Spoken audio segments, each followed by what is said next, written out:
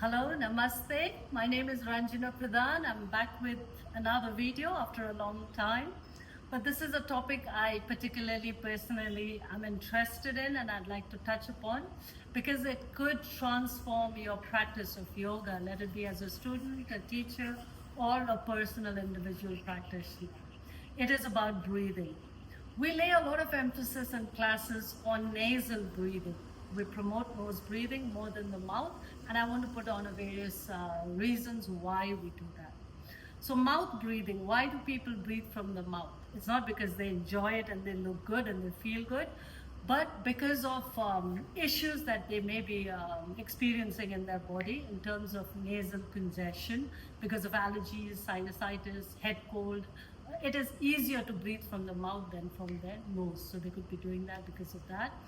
And also because there's something called a deviated septum, wherein you could be born with it, you develop it later, accidents or break your nose, the nose gets crooked. So it is kind of obstructive or uncomfortable to breathe through their nose, so they invariably land up breathing from their mouth. Another is there's something called adenoid, a gland at the back of the throat and mouth, which again could be enlarged. Sometimes there's infection, so that because of that, there's difficulty breathing in through the nose, so they breathe from their mouth. Another is because of shortness of breath. If you have issues, pulmonary issues or heart issues, then you have this shortness of breath, which doesn't allow you to breathe from the nose because the lung or the heart is not functioning properly. So it's easier to breathe from the mouth. So these are reasons people use their mouth as a breathing passage and not the mouth. But again, why we ask them to breathe from their nose? Why can't they breathe from the mouth? Various reasons. Again, the most important being that saliva. It is the mouth produces saliva when it is closed. When your mouth is open and you're breathing through the mouth, it restricts the production of saliva. And saliva is important because it lubricates the entire mouth. It helps in the oral, the dental health. It drowns the materials like acid and sugar that is in the mouth, which is obviously bad. It because of the problem gingivitis and the cavities in the mouth could lead to bad breath, so it avoids all of that. So it's important to keep the mouth closed and breathe through the nose.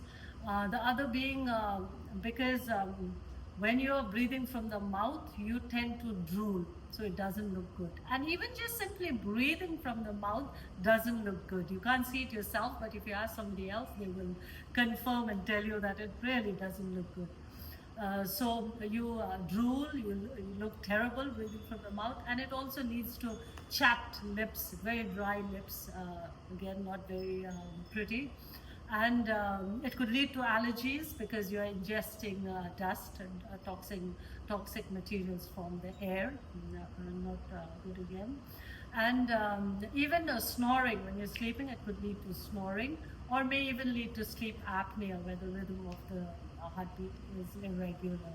So these could be various reasons why mouth breathing is not encouraged, but nostril breathing is. But why nostril breathing again? Why not the mouth?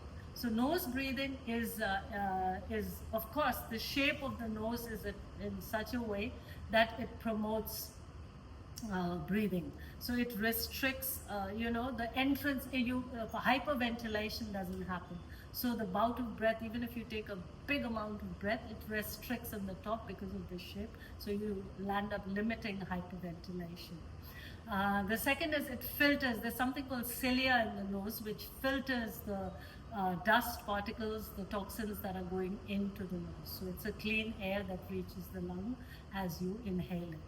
The other reason is humidifying it, because the lung doesn't like the air too cold, too hot. So when it enters, it humidifies the air before it reaches down.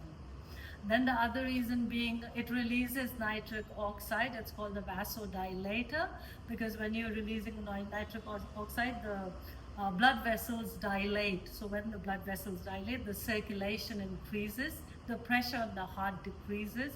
So invariably helps in the health of the heart, and because the heart and the lung work together, it helps in promoting the heart of the lung as well.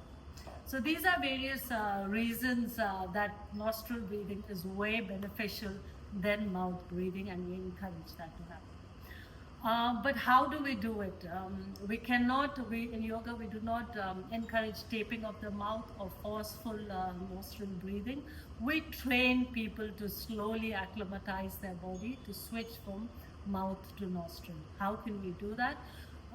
How do I do that? And that has worked for me over the years of teaching. First of all, raising awareness of people during their practice. When they're doing their asana physical practice, their mind-body connection is somewhat lost. So as a teacher, as an instructor, I bring back people's awareness to how they are breathing. So when they're working on their body and switch their concentration from their physical practice to their breathing awareness, to breathe mouth closed, breathe in through the nose, mouth closed, breathe in through the nose. So this repetitive instruction that I keep giving helps them to have that mind-body switch. So the body is telling the mind it is actually better to breathe from the nose than with the mouth. So with that repeated, consistent switch, it helps to slowly train ourselves to your body to make that switch. Second is when we sit in meditation, again, this little bit of a guided meditation when we ask them to keep their mouth closed and direct them to a beneficial nasal breathing has worked for me. The other way it has helped is to use pranayama, or the invention of the great breathing techniques.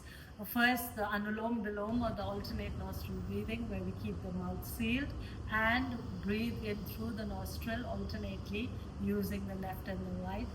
With their mouth closed, with complete awareness and attention, it slowly helps them to change their way of breathing.